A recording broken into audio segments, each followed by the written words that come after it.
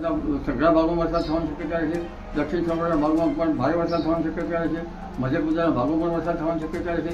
અને મોટી આગાહી કરવામાં આવી છે. કેટલાક વિસ્તારોમાં ભારે વરસાદ તો દરિયાના મોજા ઉછળી શકે છે અને દરિયાકાંઠાના વિસ્તારોમાં ભારે પવન સાથે વરસાદી માહોલ જામી શકે છે. સૌરાષ્ટ્ર, મધ્ય ગુજરાત અને દક્ષિણ ગુજરાતના કેટલાક વિસ્તારોમાં ભારે વરસાદ પડી શકે છે. મિત્રો, જોઈ લઈએ આજના દિવસે ક્યાં ક્યાં વરસાદ પડવાની સંભાવના રહેલી છે, તેમજ આગામી 15 દિવસ માટે રાજ્યમાં વરસાદી વાતાવરણ કેવું જોવા મળશે, તેમજ વાવાઝોડાને લઈને તાજી અપડેટ આપણે આ વિડીયોની અંદર જોવાની છે. તો વિડીયોમાં આગળ વધતા પહેલાં ચેનલમાં નવા હો તો નીચે આપેલા સબસ્ક્રાઇબ બટનને દબાવી ચેનલને અવશ્ય સબસ્ક્રાઇબ કરી દેજો, જેથી કરીને ખેતીવાડી અને વરસાદને લગતી તાજી માહિતી રોજે રોજ તમને મળતી રહેશે. તો જોઈ લે મિત્રો વિગતવાર માહિતી. તો અત્યારે મુંબઈ નજીક જે પવન સાથે જે સુસવાટો તે લાઈવમાં મિત્રો જોવા મળી રહ્યો છે. પુણે, મુંબઈ, આ બધા મહારાષ્ટ્રના વિસ્તારો છે, એમાં અત્યારે આ ઘેરાવો જોવા મળી રહ્યો છે. તેમજ પવનની ગતિ પણ થોડી વધારે જોવા મળી રહી છે.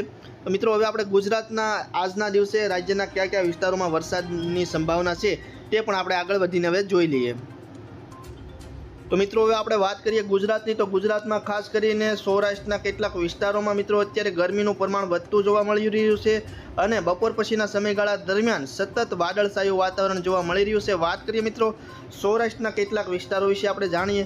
ખાસ કરીને જૂનાગઢ, પોરબંદર, ભાણવડ, સલાયા, રાજકોટ, ગોંડલ, જસદણ, બોટાદની આજુબાજુના વિસ્તારો, અમરેલીની આજુબાજુના વિસ્તારો અને ભાવનગર તેમજ ઉના સુધીના સૌરાષ્ટ્રના દરિયાકાંઠાના તમામ વિસ્તારોમાં વરસાદી વાતાવરણ હવે આગામી 2 દિવસમાં જોવા મળશે. તેમજ હવે ચોમાસું શરૂઆત થવામાં થોડાક જ દિવસોની વાર છે. વાત કરીએ મિત્રો હવે આપણે કચ્છ જિલ્લાની. તો કચ્છ જિલ્લાના કેટલાક વિસ્તારો છે, ત્યાં પણ આજે બપોર પછીના સમયગાળા દરમિયાન તડકછાયું વાતાવરણ જોવા મળ્યું હતું. ગરમીનું પ્રમાણ વધતું જોવા મળી રહ્યું હતું અને વાદળછાયું વાતાવરણ પણ કચ્છ જિલ્લાના કેટલાક વિસ્તારોમાં જોવા મળ્યું હતું.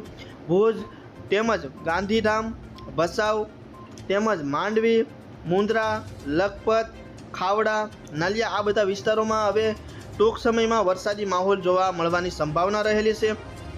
વાત કરીએ મિત્રો મધ્ય ગુજરાતની. તો વિરમગામ, અમદાવાદ, દાહોદ, ગોધરા, ખેડા, નડિયાદ, ધોળકા, ધંધુકા, આ બધા વિસ્તારો છે મધ્ય ગુજરાતના. આ બધા વિસ્તારોમાં પણ આજના દિવસે ફૂલ એટલે ફૂલ ગરમીનું પ્રમાણ વધતું જોવા મળ્યું હતું અને વાદળો ક્યાંક ને ક્યાંક જોવા મળ્યા હતા. વાત કરીએ મિત્રો હવે ઉત્તર ગુજરાતની.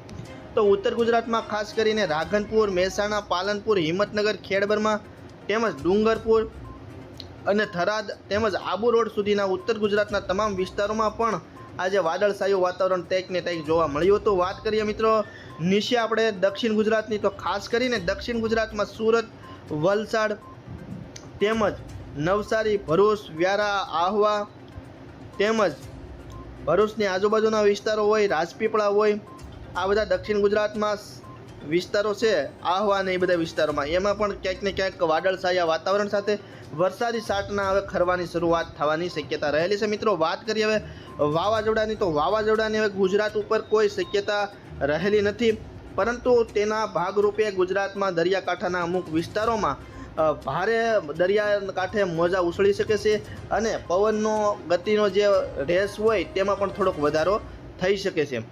વાત કરીએ મિત્રો હવે આગામી 15 દિવસની. તો 15 દિવસમાં ખાસ કરીને 1 તારીખ સુધી 1/7/2025 સુધીના સમયગાળા દરમિયાન રાજ્યના કેટલાક વિસ્તારોમાં સારો એવો વરસાદ પડી શકે છે.